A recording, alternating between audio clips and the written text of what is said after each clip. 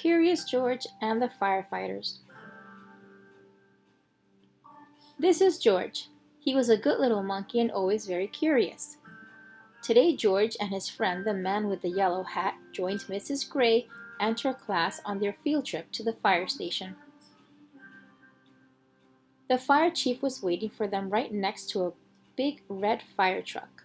"Welcome," he said, and he led everyone upstairs to begin their tour.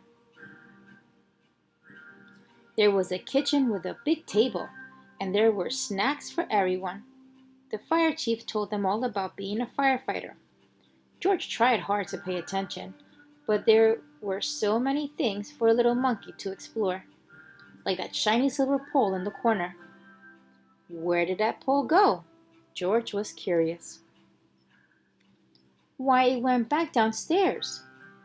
There was the great big fire truck, and there was a map of the city, and there was a whole wall full of coats and hats and big black boots. George had an idea. First, he stepped into a pair of boots. Next, he picked out a helmet. And finally, George put on a jacket. He was a firefighter. Suddenly, bring! The firefighters all rushed in. "This is not my helmet," said one. "My boots are too big," said another. "Hurry, hurry," called the fire chief. A bright red light on the map of the city told him just where the fire was.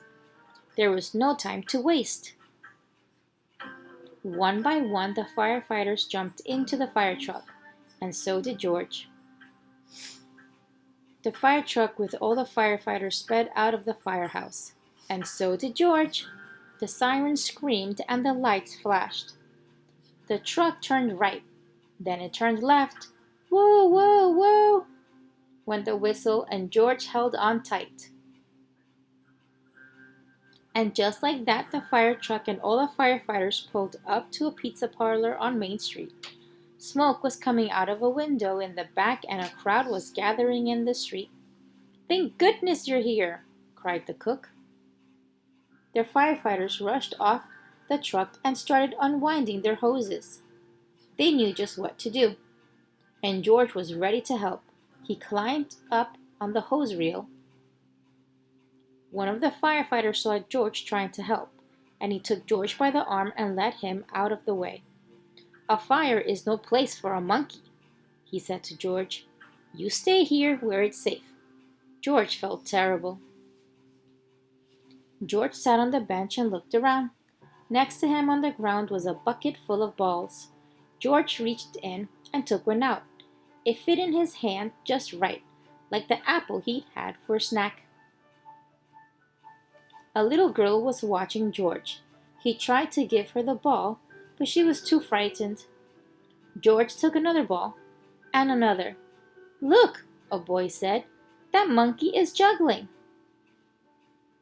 The boy took a ball from the cage and tossed it to George, but it went too high. George climbed up onto the fire truck to get it. Now George had 4 balls to juggle. He threw the balls higher and higher. He juggled with his hands. He juggled with his feet. He could do all kinds of tricks. The boy threw another ball to George. George threw a ball back to the boy. The little girl reached down and picked up a ball too. Soon all the children were throwing and catching back and forth. The fire chief came to tell everyone that the fire was out. Just then, the little girl laughed and said, "Look, Mommy, a fire monkey." "Hey," called the fire chief, "what are you doing up there?" "What a wonderful idea," the little girl's mother said to the fire chief. "Bring this brave little monkey to help children when they're frightened." "Oh," the fire chief said, "well, thank you." Before long, the fire truck was back at the firehouse, where a familiar voice called, "George!" It was the man with the yellow hat. "This little monkey had quite an adventure," said one of the firefighters. "Is everyone all right?" asked Mrs. Gray. "Yes, it was just a small fire," said the fire chief. and George was big help. Now the field trip was coming to an end, but there was one more treat in store.